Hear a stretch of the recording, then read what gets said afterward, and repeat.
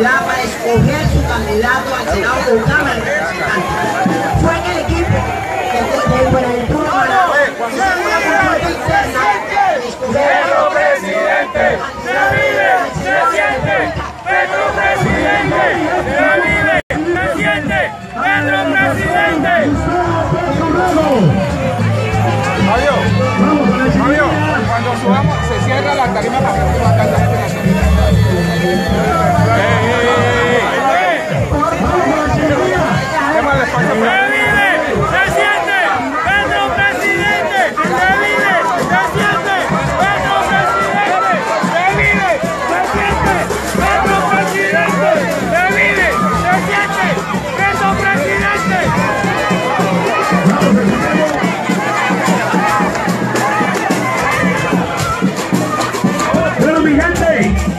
Que se sienta esa fuerte bulla para recibir a nuestro candidato presidencial, Gustavo Petro Urrego. Vamos. Eso. Son campeones.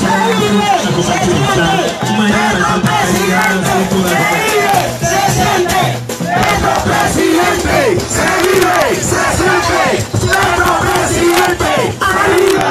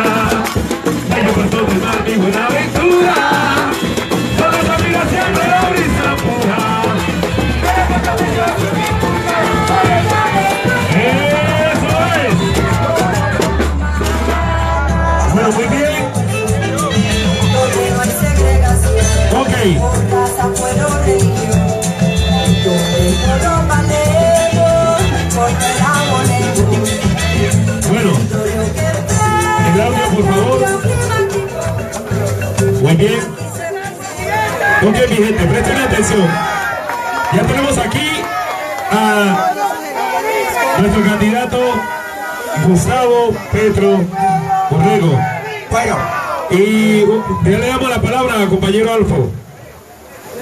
Este pueblo de Buenaventura, señor Petro, le da la bienvenida. Este pueblo le dice, somos un pueblo que nos encontramos en medio de una lucha y creemos que en medio de esa lucha con usted podemos alcanzar mucho de lo que tenemos planeado, mucho de lo que nosotros, mujeres y hombres, jóvenes y adultos, indígenas, mestizos, negros, todos hicimos algo y creemos que con usted lo podemos lograr. Así que este pueblo, señor Gustavo, mi pueblo de Buenaventura, le da la bienvenida.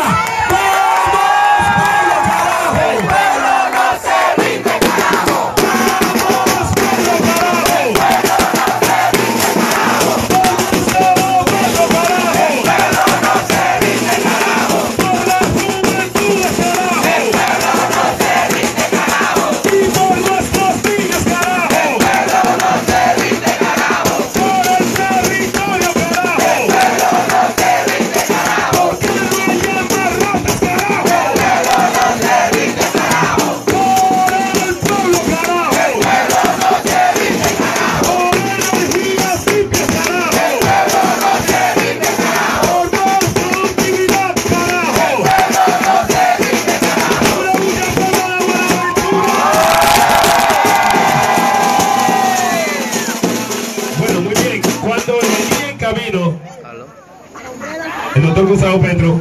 Ah, ese es un autóctono, ese es de acá del Pacífico. Ese sí es del Pacífico. Ese es del Pacífico. Bueno, entonces, en ganas de hacer las cosas como son, el compañero Adolfo, cuando usted venía en camino, tenía la palabra. Entonces vamos, compañero, por favor, Adolfo, usted estaba diciendo algo, para que no se me vaya a sentir así como que... Vamos, una bulla para Adolfo, por favor. Bueno, compañero, esa es la democracia que tenemos en este país. Él sabe que es el ícono de este país. Es la estrella, pero nos ha cedido el espacio. Esa es la democracia. ¿Por qué? ¿Por qué nuestra gente a nivel nacional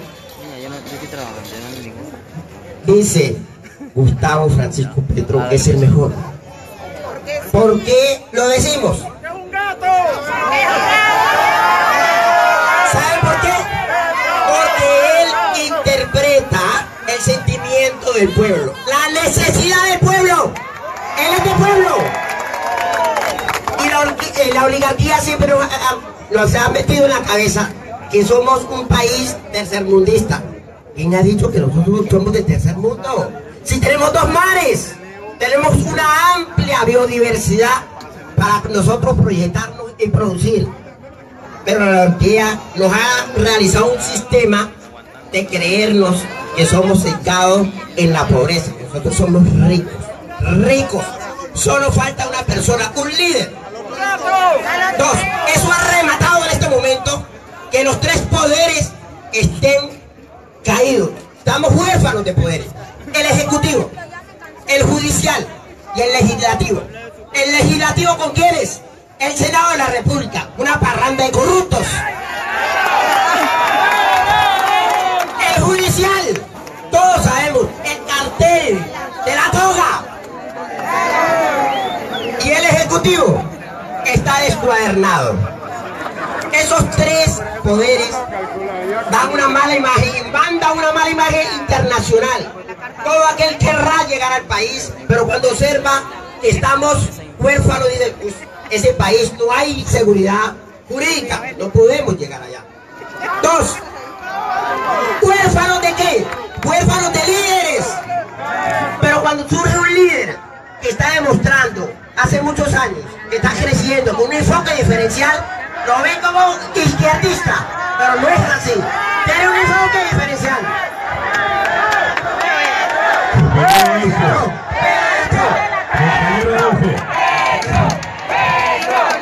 Creo que el pueblo está hablando. Y cuando el pueblo habla... Por último, quiero darle las gracias a todos los contribuyentes que nos han colaborado en el proceso. Esta es una campaña austera, pero con mucho amor. Mucha gente dice, pero es que están trabajando. ¿Cómo están trabajando? Con la ayuda de todos los amigos.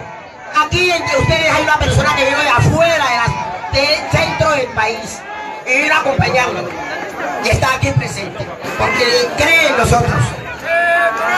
En estos momentos el equipo de Colombia Humana ha hecho un esfuerzo descomunal. Por lo tanto, lo dejamos allí y le damos la palabra al próximo presidente de la República.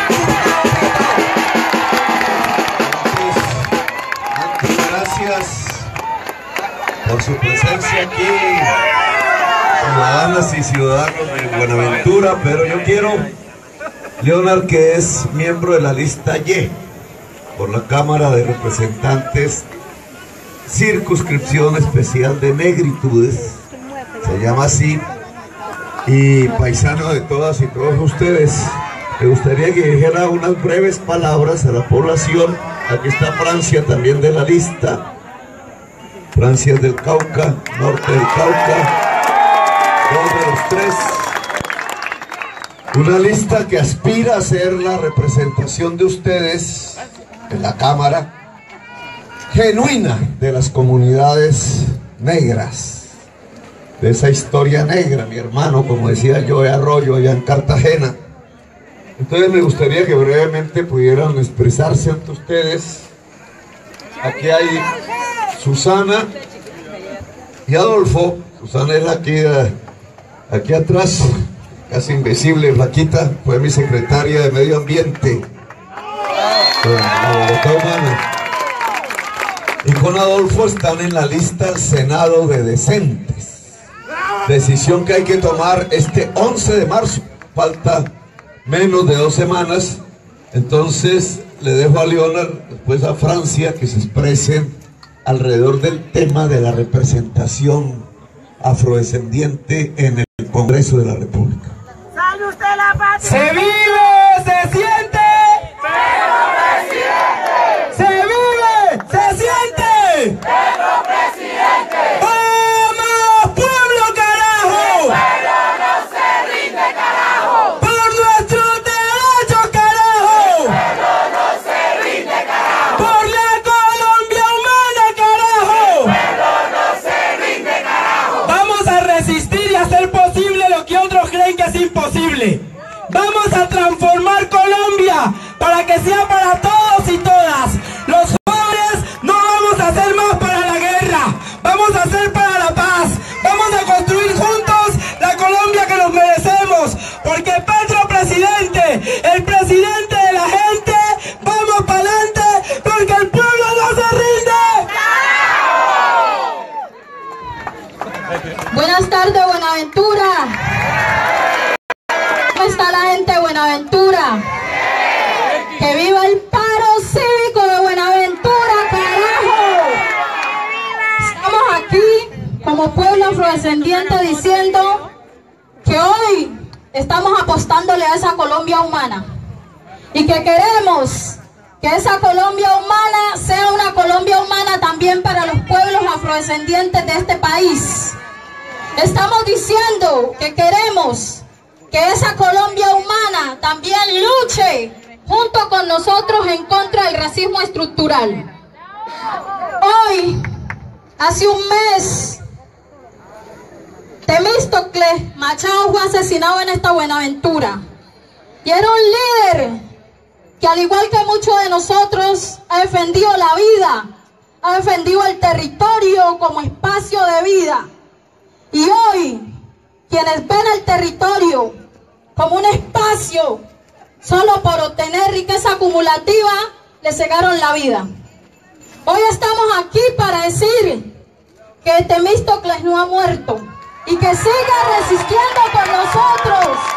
Hoy estamos aquí para decir que no queremos más casas de pica en Buenaventura, que queremos vivir tranquilos, que queremos vivir dignamente.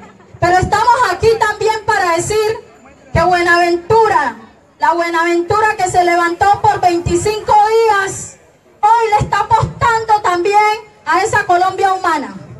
Hemos vivido 200 años sometidos en el temor, porque eso es lo que sembró la élite en este país. Miedo, temor. Y hoy estamos diciendo que nos quitaron tanto que hasta el miedo nos los quitaron. Y que seguimos firmes, que seguimos construyendo país, porque les hemos aportado como mujeres, como hombres, como jóvenes, como comunidad afrodescendiente. Pero también aquí están los pueblos indígenas, que resisten también a la muerte y al genocidio. Y están diciendo, estamos presentes con la Colombia humana. Están aquí los sectores populares, las mujeres, que parimos la vida. Y que hoy estamos diciendo, vamos a parir la libertad y la dignidad para nuestro pueblo. Hoy, digamos que esta es la primera vez que decidimos de frente apoyar a un candidato presidencial. Porque nunca antes hemos visto a alguien que diga, vamos a luchar en contra del racismo, vamos a luchar en contra de la desigualdad, vamos a luchar en contra del medio ambiente, a defender el medio ambiente. Vamos a luchar por educación gratuita para los jóvenes. Que la arma nuestra sea la educación, que nos den oportunidades, que no tengamos que ir a coger las armas para matarnos entre nosotros. Soy Francia Elena Márquez Mina, desde el norte del Cauca. Digamos que no empecé ahora con campaña electoral, me la he jugado por la defensa del territorio, en contra de la gran minería que hoy nos tiene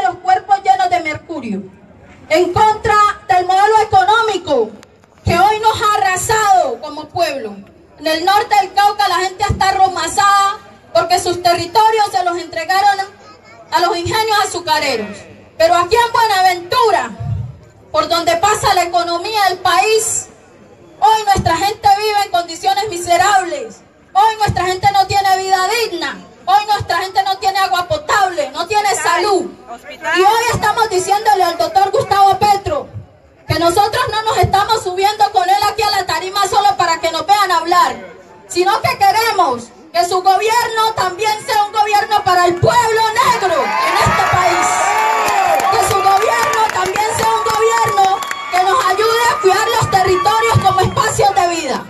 Que su gobierno tiene que permitirnos en este país que nuestros hijos algún día pueden decir: es que en este país nos repararon históricamente. Tenemos que hablar de reparación histórica en este país. Y por eso le estamos aportando a este gobierno. Por eso estamos apoyando la propuesta del doctor Gustavo Petro. No solo para tomarnos la foto, sino para decir, como él mismo lo dijo, somos el 30% de la población. Y hoy ese 30% se tiene que ver reflejado en su gobierno. Muchas gracias. Muy bien, Francia. Nuestra compañera Francia Márquez, el Consejo Comunitario de Yurumaquí, 301. Bueno, lo que estábamos esperando, ¿no? Francia, la Corea del pueblo de Buenaventura. El pueblo no se rinde, carajo. El pueblo no se rinde, carajo. Francia, carajo. El pueblo no se rinde, carajo. Territorio, carajo. El pueblo no se rinde, carajo. Eso es, pueblo de Buenaventura, con su energía, con su vitalidad.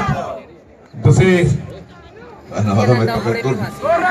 señor Francisco. Saludo a William Garzón, Eso.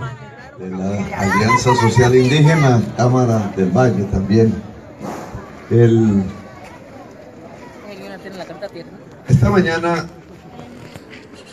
y uno le gusta en todas estas experiencias que traen una campaña intensas, que no son solamente las manifestaciones, sino que es una serie de cadenas que se van construyendo entre los medios de comunicación, entre la entrevista, entre la llegada, entre el almuerzo, y es que yo he dicho político, si uno gasta el tiempo de la campaña en comer, se friega. La manifestación misma, el contacto que se va construyendo allí, en esas circunstancias cotidianas, van mostrando a veces unas realidades de las que un candidato, una candidata deben aprender. Porque la manifestación más o menos es un estilo político en el cual el candidato expresa sus opiniones. La gente escucha, la gente aplaude, pero al final no hay una retroalimentación, a diferencia de otras maneras de la actividad política. Hay una que es el azar. Llegué al sitio donde me quedé un rato descansando de las jornadas que hemos tenido en todos estos días, tratando de recuperar la voz, y me encontré con dos circunstancias que me parecen importantes para comenzar este discurso. Una, el parque que llaman aquí del Malecón, La plancha caliente. que lo vi desde el aire. Desde el aire no, desde arriba. Más bien, Malucón, no sé, digamos, muy peñalosista, ¿no? Muy peñalosista el estilo. El estilo peñalosista de un urbanismo mal hecho que comenzó allá en Bogotá, es cementar el espacio. Cementar el espacio no sirve en tiempos del cambio climático, pero no voy a hablar aquí de eso, sino que allí donde juegan niños y niñas, allí no nos permitieron hacer este evento. Eso de no permitirlo no es constitucional, ojo, compañeros y compañeras organizadoras.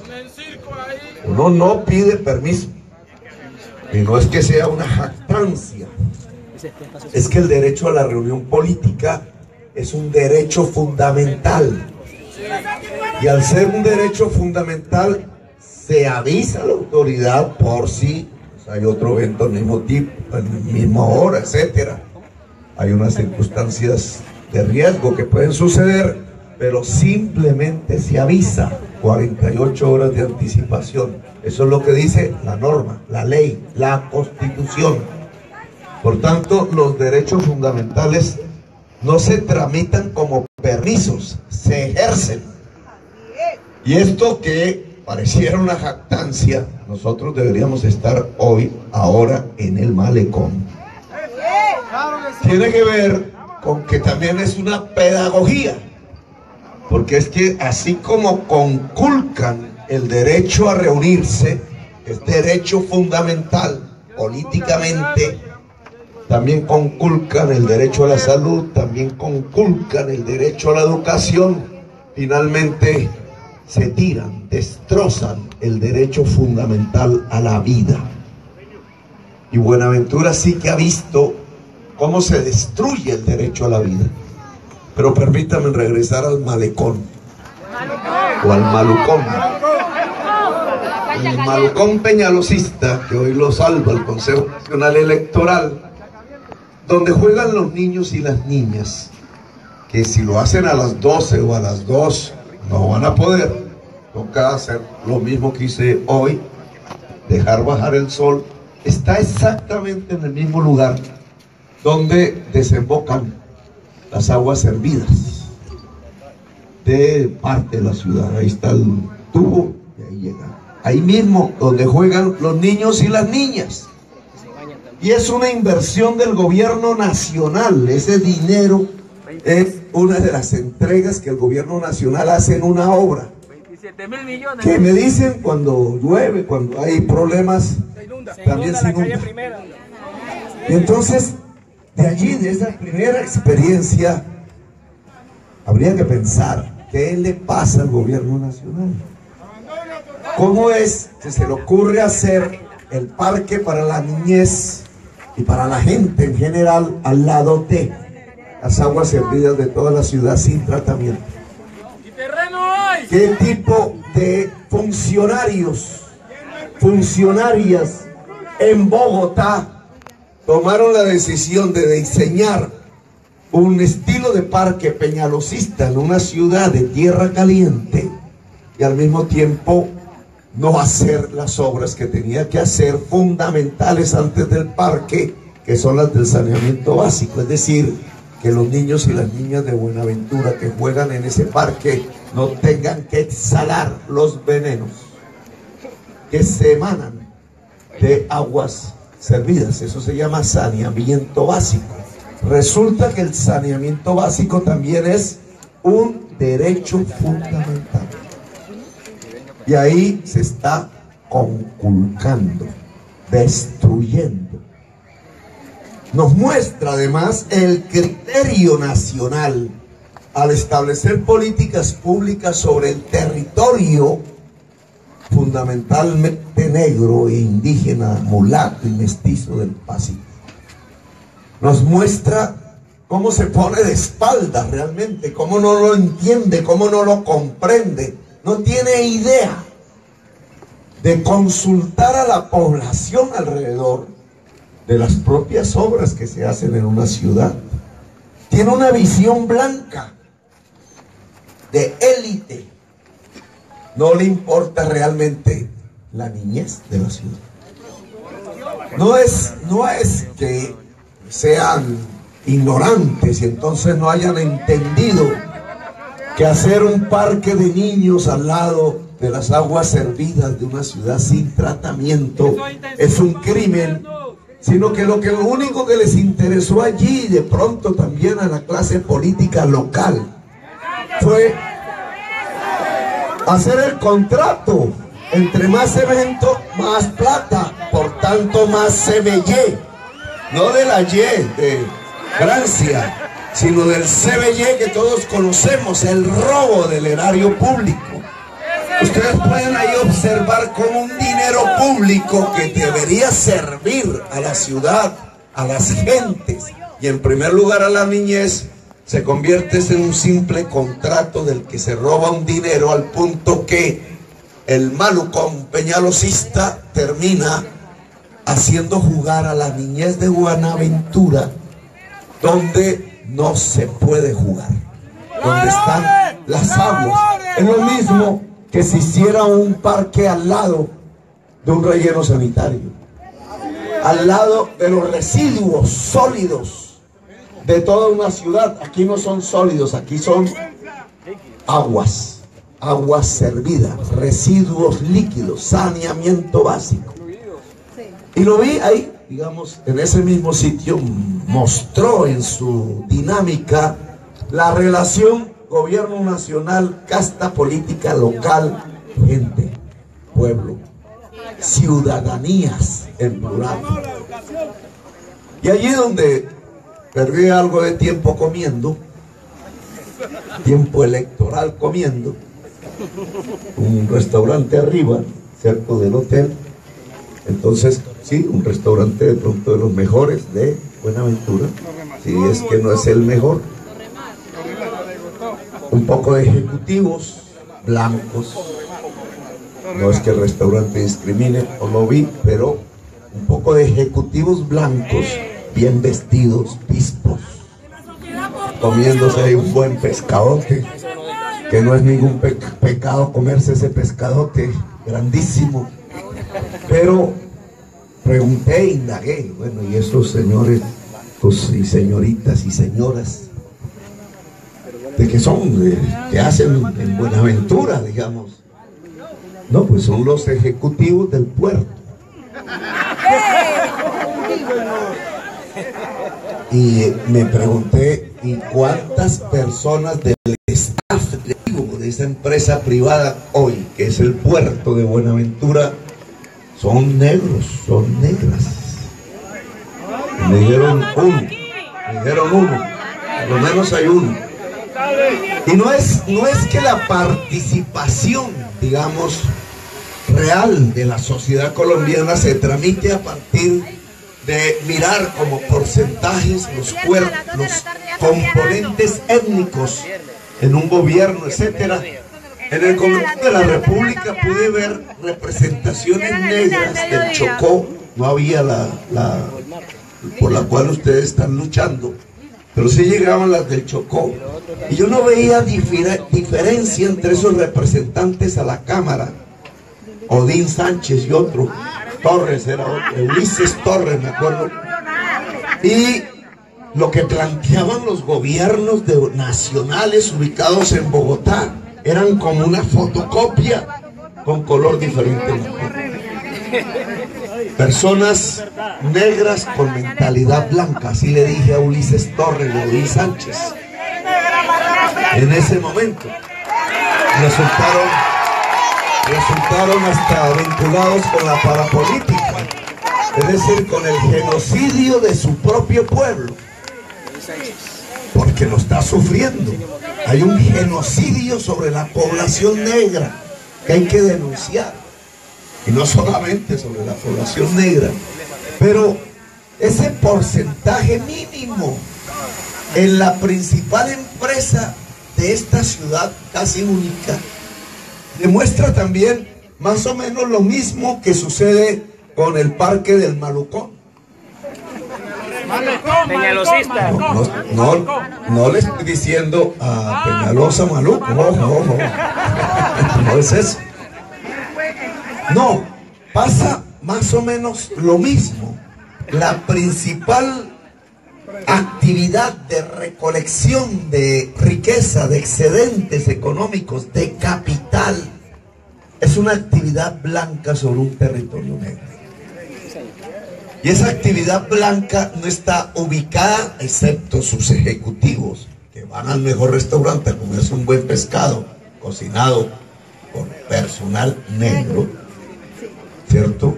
Ojalá se me curie, esperemos, ojalá. Excepto ellos, que al final son empleados, pero que demuestran ¿qué? Demuestran una actitud de colonización muy parecida a la que en toda la historia se ha vivido tanto en África como en Colombia, una expresión de no permitirle a la población negra que incluso dirija las propias empresas que están en su territorio a título de ejecutivos, porque uno diría, y es que no existen. Claro que existen. Lo que pasa es que el capital desde Bogotá considera, no reconoce, discrimina racialmente, estipula que la población negra no tiene el derecho ni siquiera de estudiar, ni siquiera de participar, ni siquiera de definir lo que pasa en su territorio, y muchísimo menos que dirigir las empresas del gran capital que desde Bogotá se implantan en el territorio.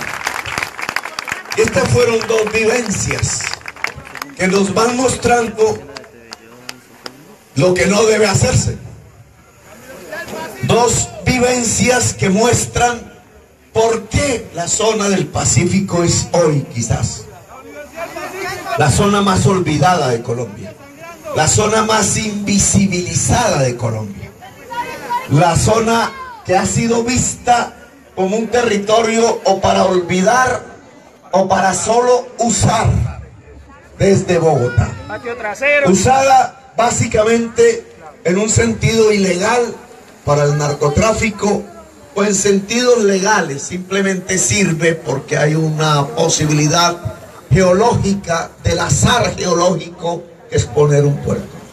Un puerto que no es para exportar. Colombia exporta por tubo petróleo y por tren carbón, y el carbón que no logra llegar al tren, entonces viene a Buenaventura a llenar los pulmones de la gente pobre de Hollín y a matarla. Porque allí también estuve, en los grandes cerros del carbón, que medio tapan. Cuando llega la televisión, que eso sí no lo sacan los señores periodistas, por favor pasen aquí a la tarima, por favor. Cuando uno inventa RCN, saca la parte desocupada de la cancha y no la ocupada. Pero están invitados, vengan acá a escuchar esto. RCN no saca las montañas de Hollín y de carbón y los vientos marinos que levantan ese hollín, traspasa la frontera del puerto y llega a los pulmones de los niños de Buenaventura. No lo hace. No lo hace porque para el capital blanco, el gran capital, las grandes fortunas, los niños de Buenaventura no importan. Importa sacar el carbón. Ese carbón que sale por ahí se vuelve miles de millones de dólares que llegan parcialmente al Estado, y la clase política local y nacional, cuando llega ese gran dinero, miles de millones de dólares al año, se lo roba. Por eso les importa exportar carbón, no les importa la salud. Ese carbón con destino a un mundo que lo está despreciando, porque el calentamiento global hace que las economías mundiales empiecen a renunciar al uso del carbón, se convierte en un botín de la clase política local y nacional. La salud no importa. ¿Quiénes son los terrenos donde están en Hollín? Esa dame la respuesta de quiénes son los terrenos. Por eso también ven ustedes que cuando se habla del agua potable, ustedes encuentran que el agua potable, antes de ser usada por la gente en Buenaventura, es usada por los barcos. El criterio de la empresa privada, que habría que preguntarse, y no tenían una mentalidad blanca los concejales de Buenaventura que votaron por la privatización del agua potable.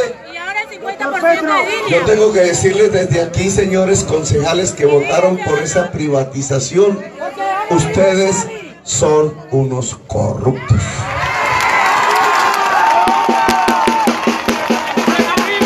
Porque el agua no se privatiza. privatiza.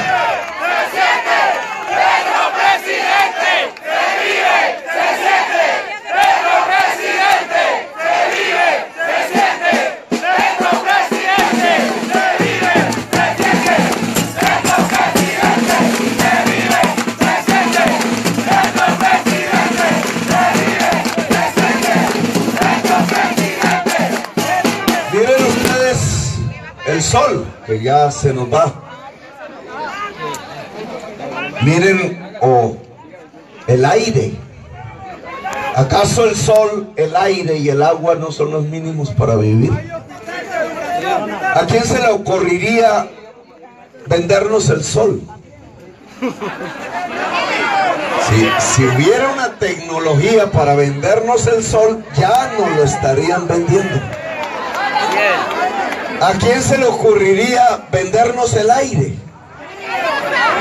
Si hubiera una tecnología, ya nos estarían vendiendo el aire, y ya mucha gente que no tuviera con qué comprar el aire, mire, pues inventaron la tecnología para vender el agua, y siendo el agua tan vital como el aire, como el sol, nos la venden.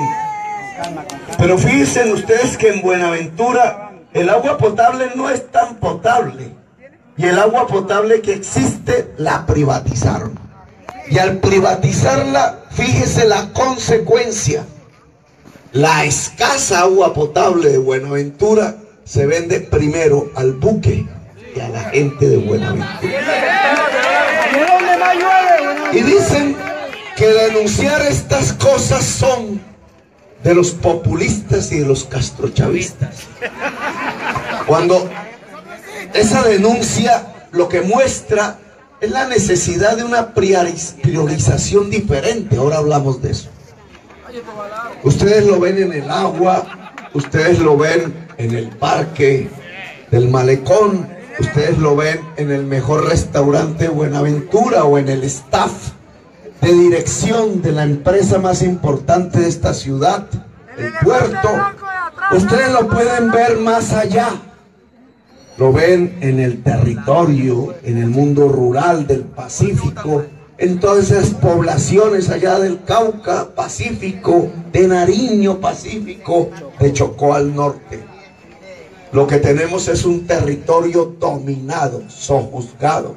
Lo que tenemos es una heredad del viejo esclavismo.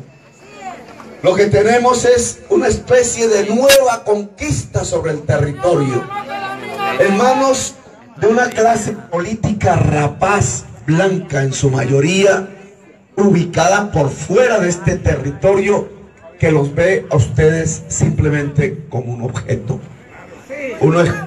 a controlar, un objeto a dominar, con una sola lógica: el amase de las riquezas privadas que se van del territorio, legales o ilegales.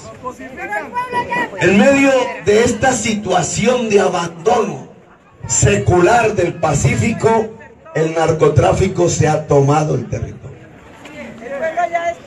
Antes, el narcotráfico había construido sus rutas pensando en el sur del país a partir de viajes aéreos, avionetas.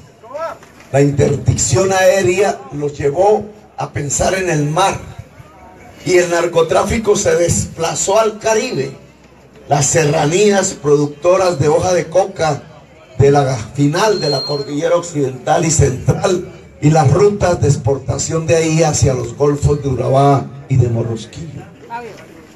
La presencia relativamente estatal de movimientos sociales, políticos, la destrucción del paramilitarismo en el Caribe, incluso por nuestras denuncias, las primeras y casi únicas que se hicieron sobre la parapolítica, fue haciendo que el narcotráfico abandonara o retrocediera del Caribe, y ahora todos se lanzan más hacia el Pacífico.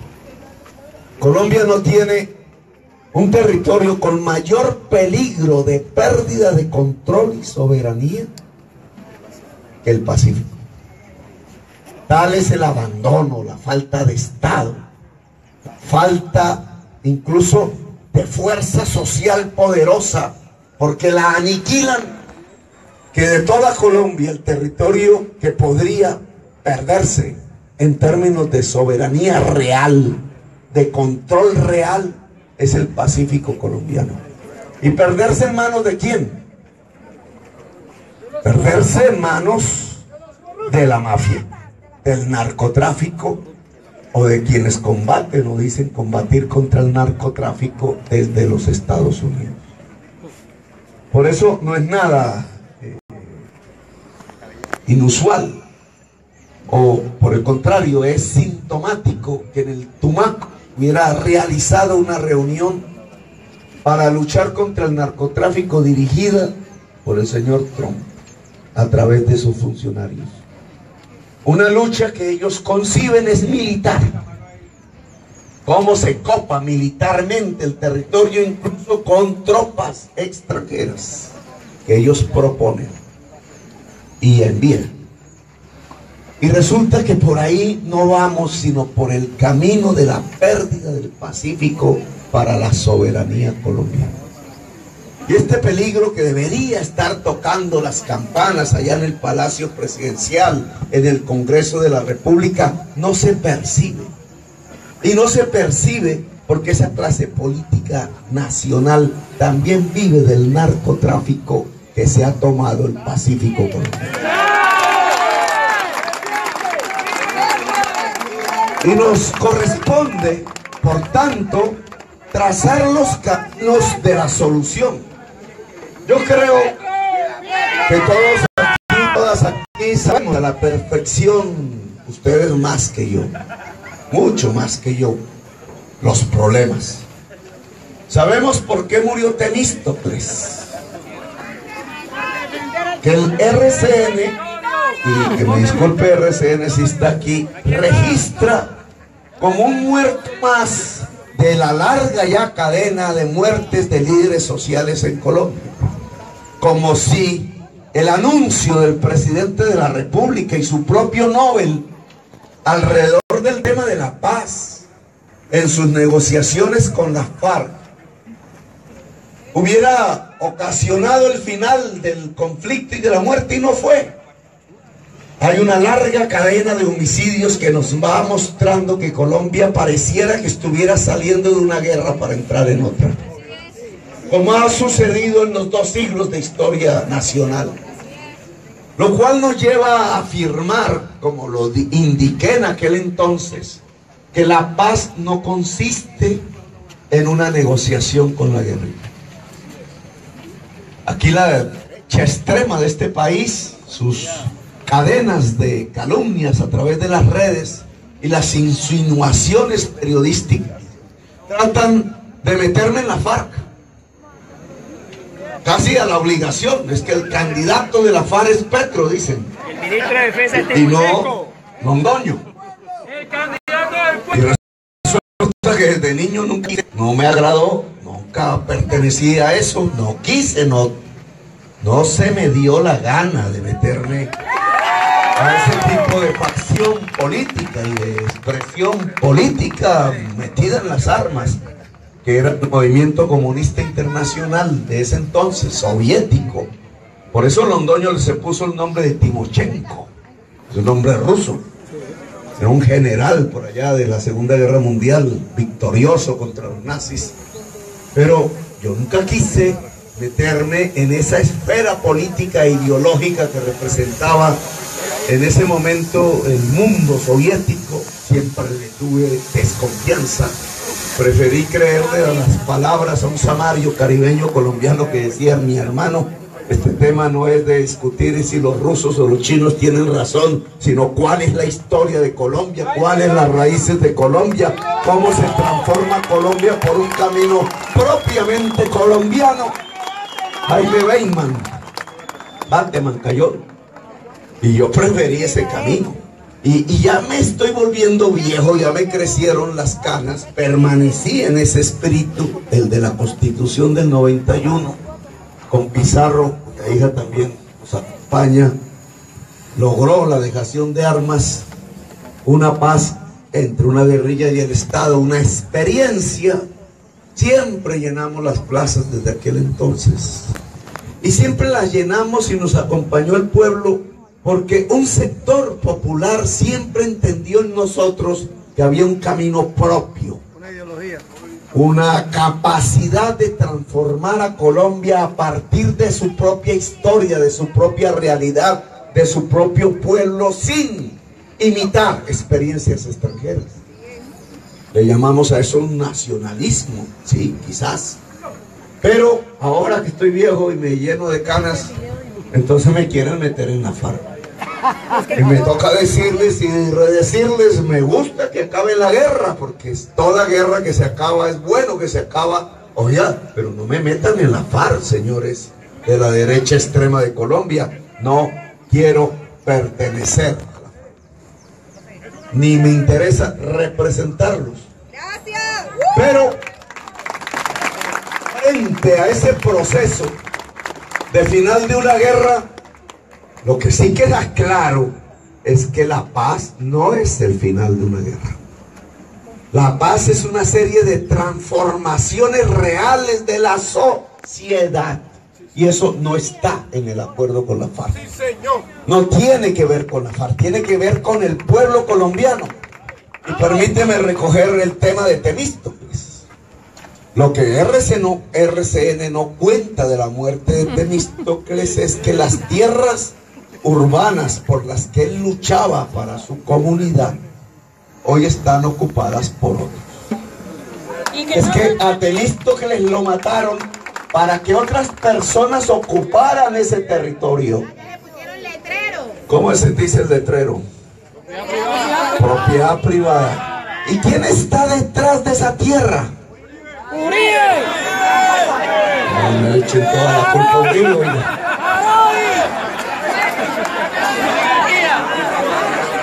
El puerto.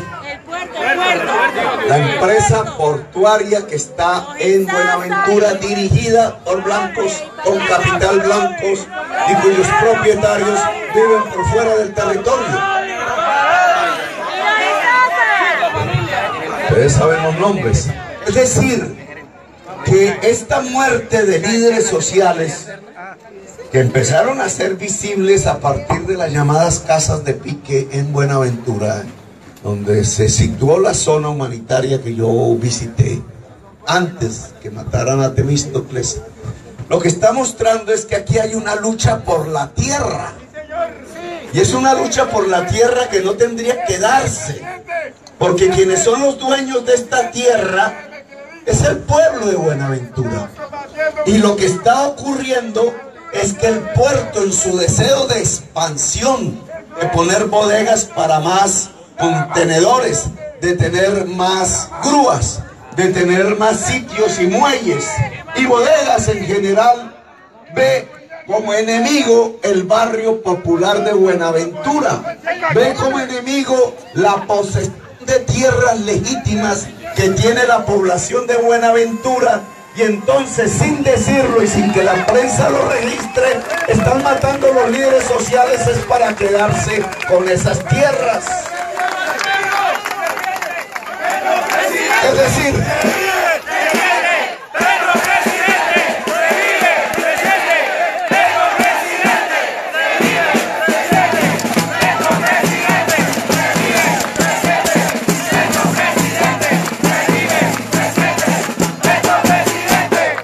están matando los líderes sociales en Buenaventura para expandir el puerto marítimo en contra de los intereses de la población original, genuina del pueblo de Buenaventura. El capital blanco asesinando negros y negras, y mestizos e indígenas, y mulatos y mulatas, solamente para acrecentar un negocio que es negativo para Colombia. Porque el negocio finalmente depende de exportar carbón y petróleo, prácticamente ya es lo único que exportamos, y de importar todo lo agrario, todo lo industrial que deberíamos estar produciendo en nuestras tierras, incluido el Pacífico, y que estamos literalmente arruinando a partir de una importación barata que se compra con los dólares del petróleo y del carbón. Y es por ese tipo de economía de puerto que, fíjense ustedes, es lo mismo que pasa en Venezuela. Es lo mismo. ¿Por qué en Venezuela no hay comida? O hay gente que no come en Venezuela. Porque el precio nacional del petróleo se cayó y ellos tienen una economía que solo exporta petróleo y importa todo lo demás.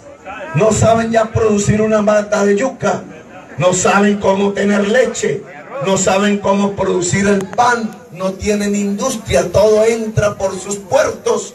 Cuando cae el precio del petróleo, se sacaban los dólares y cómo compran la comida. Por eso los venezolanos vienen acá. Pero acá está pasando lo mismo. Está pasando lo mismo. Que uno tendría que decir que exporta Colombia carbón y petróleo. ¿Qué estamos matando en Colombia? El sembradío de la yuca, el sembradío del maíz, la producción de la comida, la industria, hasta una simple moto que deberíamos estar haciendo. Miren todas las motos que pasen por Buenaventura para ver de dónde vienen. Vienen de China, vienen del Japón, vienen del Corea, e incluso muchos de sus importadores son simples lavadores de dólares de Colombia. Y entonces, la maldición, no es china, se llama holandesa, se llama la enfermedad holandesa.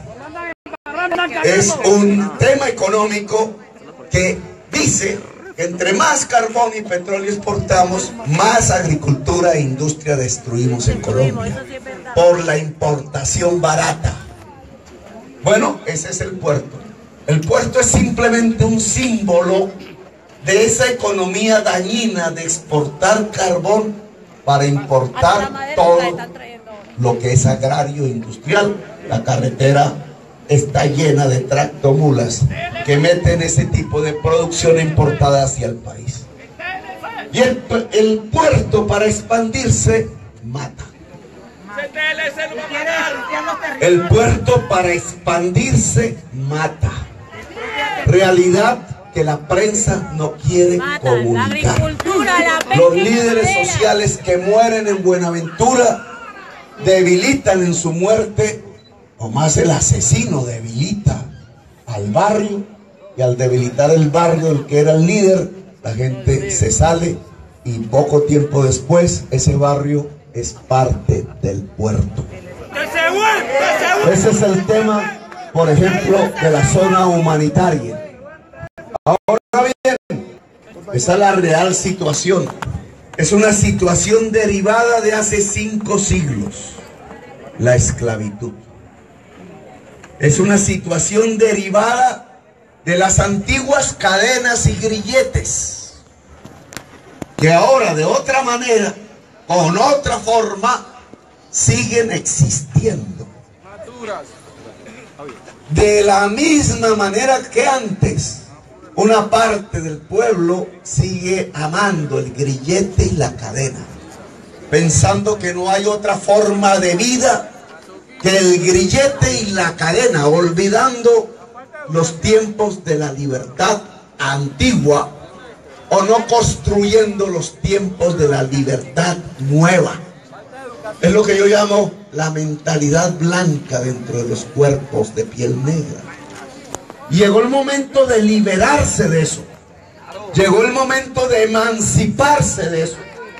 No porque una persona de piel blanca sea mala, ni mala ni buena, todos somos iguales. Ese es el tema.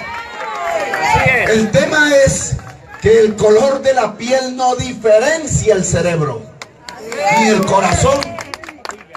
Y Colombia tiene una sociedad racista, dividida en castas, que ha producido, heredera de ese mundo del feudalismo español, heredera de ese mundo de la esclavitud que España trajo, heredera de ese sistema de casta, de construcción desigual, de construcción de la desigualdad, de la esclavitud, de la sojuzgación, de la dominación, hoy mantiene una sociedad completamente discriminada. Y aquí sí que lo vemos, que nos parecemos a Venezuela. Hoy, sí, no es que nosotros vamos a volver a Colombia como Venezuela. Colombia ya es como Venezuela. Lo peor que le puede suceder a Colombia es seguir como está. Eso es lo peor. Miren, no solo somos iguales porque exportamos carbón, que es lo mismo que el petróleo, sino mire lo que hizo el Consejo Nacional Electoral hoy. Anuló la revocatoria del alcalde Peñalosa en Bogotá. ¿Acaso no fue lo mismo que hicieron en Venezuela? Sí. Los señores del Consejo Nacional Electoral parecen castrochavistas. Le quitaron la decisión al pueblo bogotano de decidir sobre su gobierno.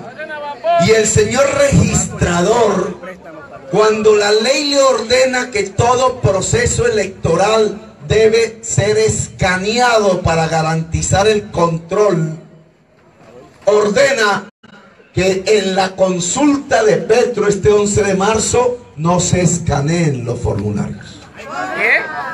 Y entonces sale un periodista diciendo por ahí, un opinador, diciendo, oiga, pero si Petro está enfrentado con un señor Caicedo que no conocen mucho en Santa Marta, sí, ¿de qué se asusta? Porque está pensando en fraude.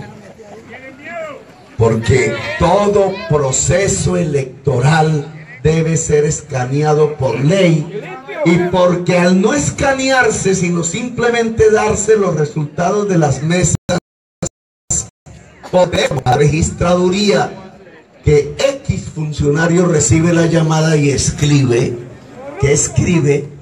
Nadie ve, nadie controla. Los jurados están aquí, los testigos están aquí, allá están haciendo las cuentas y nadie controla. Pues el número de votos por Petro puede disminuir sustancialmente por debajo de los votos no de Caicedo, sino de los guerreristas, y entonces un mensaje manipulado puede determinar que no sigamos en esta recta para ganar la presidencia en la primera vuelta presidencial. Es decir, le quitaron las garantías y los controles a la elección. El resultado que saque la registraduría sobre la consulta de Petro este 11 de marzo es un resultado que nadie fuera de ellos mismos puede controlar. No sabemos si es cierto o falso. Un país democrático que quiere construir la paz en el siglo XXI no puede destruir esos mecanismos de control y garantía electoral, porque es por las elecciones que han crecido las violencias y la guerra en Colombia. Y dicen que no nos parecemos a Venezuela, exactamente lo mismo. El grado de inteligencia del señor Maduro, candidato presidencial hoy en Venezuela, es el mismo. Es el mismo grado de inteligencia de quienes nos llevaron a solo exportar carbón. El señor Pastrana, el señor Uribe, el señor Santos y el señor Vargas Lleras. Por tanto, aquí de lo que se trata es de cambiar por el camino colombiano, de construir el camino colombiano de una democracia, de una soberanía, de una justicia social.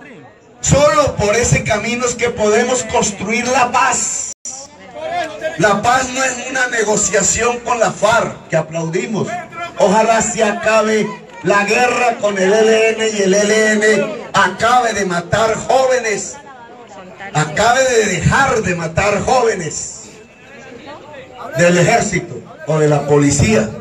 Ojalá el ELN entienda que su camino no es el de Pablo Escobar, sino que su camino es el del sacerdote Camilo Torres Restrepo. Y ojalá el camino del sacerdote Camilo Torres Restrepo, que llenaba las plazas como hoy yo las lleno, pero que temeroso, decía él, el que escruta elige, desconfiado con razón de lo que pasaba en la registraduría y en las autoridades electorales, llegó a tomar la decisión de que no había otro camino en Colombia que levantarse en armas. Decisión que yo también tomé una vez, siendo muy joven. Y hoy de lo que se trata de demostrar en Colombia a nuestros hijos, a nuestros jóvenes, es que sí debe haber otro camino en Colombia de cambio y de transformación que no use las armas, sino que use la alegría, la cultura, el arte, la esperanza de la gente, use el voto popular como un instrumento de poder. Y en esa medida, el señor registrador está violando la ley en Colombia, que ordena que todo registro del proceso electoral debe escanearse y por tanto digitalizarse para que la gente vea en tiempo real, en línea, lo que está pasando en las elecciones en cualquier puesto de votación, por muy remoto que sea. Cuando el registrador dice que la consulta es simplemente para apoyarla porque es un asunto privado, miente, está violando la ley y la Constitución. La consulta es un mandato público popular y tiene que ser tratado de manera no discriminada, de manera igualitaria que el proceso de elección de los senadores, de los representantes o posterior presidente de Colombia. El registrador debe cumplir la ley, o hay que decirle al mundo que en Colombia se ha construido de facto y legalmente un sistema electoral que puede producir un fraude electoral masivo en los próximos días en el país. Ahora, ¿de qué se trataría ese cambio? De construir la paz. No es un tema de populismo, de castrochavismo o de comunismo. Es un tema de humanidad. Construir la paz en Colombia es un tema de humanidad. La justicia social es humana, así de simple. Es para los liberales, los conservadores, los comunistas, los izquierdistas, los derechistas, los que no piensan en eso. Es para todo el mundo, para toda la población. Se trata de construir un pacto social, ojalá a través del poder constituyente de Colombia, que sea capaz de hacer las reformas indispensables para construir la paz en este país. ¿Y cuáles serían esas reformas? ¿Qué es lo que proponemos? Porque ya hemos hecho la crítica de lo que pasa. Pero no se trata de quedarnos en lo que pasa, se trata de cambiar. ¿Hacia dónde iríamos? ¿Hacia dónde iríamos en el Pacífico? He propuesto, he esperado debates en la prensa. No he escuchado nada en la prensa. Es bueno que se desate el debate dentro de la población misma. He propuesto una figura nueva que no existe en la Constitución colombiana, lo cual implica cambiar la Constitución. Y solo la Constitución la cambia el poder constituyente. Por eso es que yo he pedido y he dicho que el 8 de marzo, el 8 de agosto, siendo ya presidente, se convoca por referendo. Se les preguntará a los colombianos por referendo si quieren sí o no que se abra un proceso constituyente en Colombia, que tiene que ser